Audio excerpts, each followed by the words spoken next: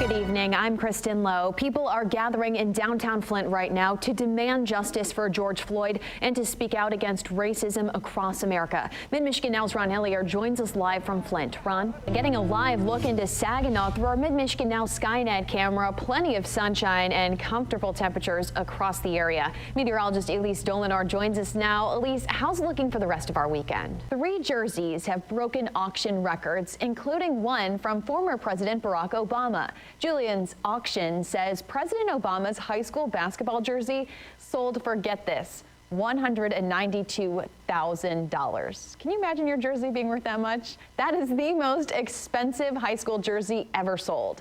Colin Kaepernick's 49ers rookie jersey also broke a record, selling for $128,000, and Michael Jordan sold for $320,000. Well, before you light any votive candles this holiday season, you should check where you bought them first. The Consumer Product Safety Commission has issued a recall on ADCO's SureSense candles sold exclusively at Dollar Tree. The candles' high flames can cause the glass container to break, sparking fire and burn hazards. Consumers are urged to contact Dollar Tree for a refund. Stay with us. Your final check of your forecast is coming up next.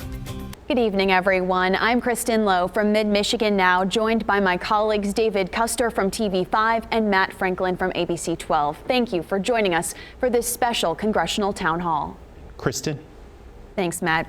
Congressman, we have received hundreds of questions over the last couple of days, and one of the most popular questions is about stimulus checks. Congressman Kildee, we'll start with you. Julie wants to know, will there be another round of checks for the American people? This is Mid-Michigan Now. Tonight is a good night, but it is not the end of the story. It is not the end of the job. Anyone who thinks this bill is enough does not know what's going on in America. Tonight, after so many months of being unable to do so, lawmakers on Capitol Hill have reached an agreement to bring economic relief to Americans feeling the harsh impact of COVID-19. The compromise came as the U.S. government was just about to run out of money, which could have led to a government shutdown. A vote on a $1.4 trillion spending bill on Capitol Hill is now tied to a $900 billion COVID relief bill. The votes for both pieces of legislation now scheduled for tomorrow. For the very latest, here's Sinclair's national correspondent Christine Frizzell. More hope is on the way. The latest authorized COVID-19 vaccine began shipping out this morning in Olive Branch, Mississippi.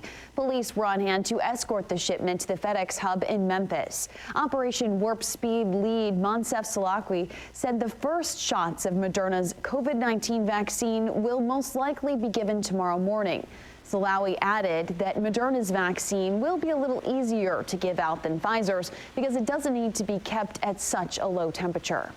Each box contains up to 1,200 doses of vaccine, along with needles, syringes, face shields, masks, and alcohol pads. Within the next 3 days, 3,700 sites will be getting the Moderna vaccine. That's about 6 million doses. All 50 states will receive doses from these initial shipments. More than 270,000 people have received the Pfizer-BioNTech COVID-19 vaccine. As of yesterday, the U.S. Food and Drug Administration reported just 6 serious allergic reactions to the vaccine. In one of those severe cases, the CDC said the person may have had a history of severe allergic reactions to vaccines. None of the other cases had any known prior allergic reactions to vaccines or medications or food. Of the 6 people, most were treated at the hospital. Grocery store workers, teachers, daycare staff, and frontline workers should be next to get the vaccine, along with adults over the age of 75. That's according to a federal advisory panel. The panel gave the recommendation today, which will guide state leaders in deciding who gets it next. That designated group makes up about 49 million people in the U.S. Casinos, bowling alleys, and movie theaters are allowed to open tomorrow here in Michigan.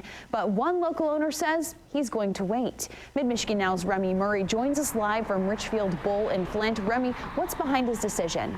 New tonight, Senators Debbie Stabenow and Gary Peters announced the passing of the Great Lakes Restoration Initiative Act. Originally set to expire at the end of 2021, the bill will now expand funding for the Great Lakes. It also increases the authorization level from $300 million to $375 million in 2022 and increases $25 million each year. The legislation passed the House earlier this year and now heads to the president's desk.